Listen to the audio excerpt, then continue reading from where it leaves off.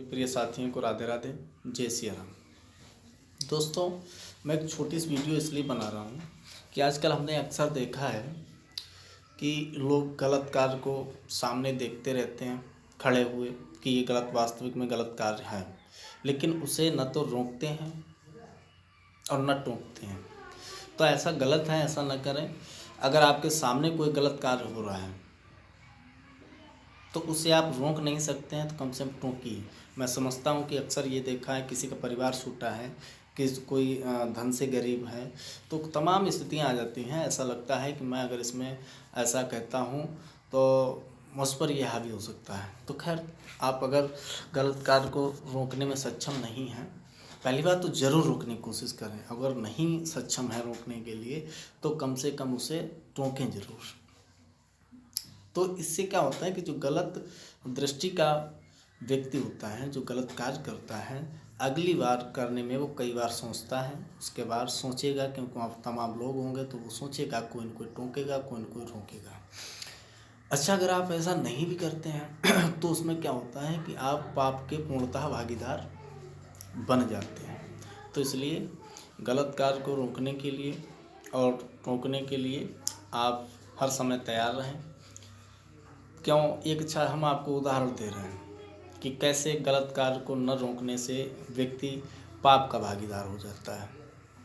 आपने सुना ही होगा कि महाभारत का युद्ध जब हो रहा था और जब युद्ध समाप्त हो गया, उसके बाद श्री कृष्ण जी महाराज अपने द्वारिका के लिए गए तो वहाँ पर रुक्मिणी जी बड़ा उनसे नाराज़ हुई, गुस्सा हुई। उन्होंने पूछा कि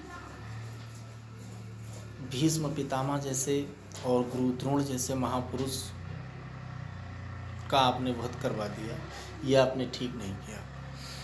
तो श्री कृष्ण जी कहते हैं इसमें हमारी कोई गलती नहीं है। क्यों? क्योंकि उनको अपने कर्मों के ही अनुसार सजा मिली। तो रुक्मिणी जी कहती हैं ऐसा नहीं है, उन्होंने कोई गलत कार्य ही नहीं किया। वो तो एक सत्यवादी थे, वो तो एक धर्म की रास्ता पर चलने वाले दोनों प्राणी थे। तो श्री कृष्ण जी ने कहा, हे देवी, ऐसा नहीं है, उन्होंने एक पाप किया और उस पाप की वजह से उनके सारे पुण्य समाप्त हो गए। तो उन्होंने बताया कि जब सभा में द्रौपदी का चीरहरण हो रहा था उस समय दोनों लोग मौजूद थे, गुरु द्रोण भी और भीष्म पितामह भी। लेकिन इन दोनों लोगों ने चीर खींचने से मना नहीं किया, इसलिए ये वहीं से पाप के भागीदार बन गए और उसी पाप का नतीजा ये भुगतना पड़ा। तो समझिए आप कि छोटी सी गलती न रोकने की वजह से और न टोकने की वजह से उनको इतनी बड़ी सज़ा मिली और सारे पुण्य सब समाप्त हो गए। तो इसलिए गलत कार्य को जरूर रोकें और टोकें। अच्छा ठीक, श्री और दूसरा उदाहरण हम आपको बता रहे हैं। फिर रुक्मिणी जी ने ये पूछा कि ठीक है, कर्ण का वध क्यों हुआ, क्यों आपने करवाया? भाई, कर्ण तो एक दानवीर व्यक्ति था, उसका वध क्यों हुआ? तब उन्होंने बताया श्री कृष्ण ने कि उसको भी अपने कर्मों के ही अनुसार सजा मिली। वो कैसे? कि जब चक्रव्यूह का युद्ध हुआ था, चक्रव्यूह रचा गया था, उस समय अभिमन्यु तड़प तड़प के मरने वाला था।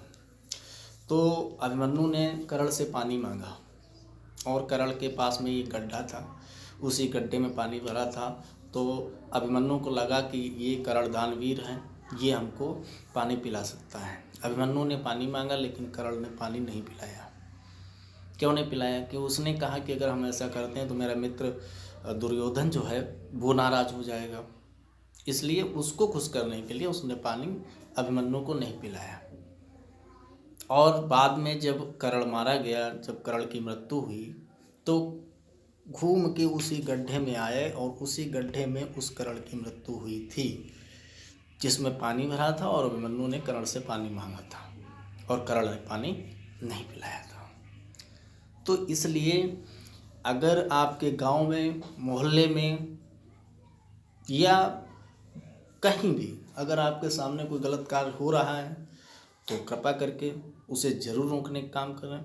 अगर आप रोक नहीं सकते हैं तो उसे रोकने का कार्य आप जरूर करें। जय श्री राधे, राधे राधे।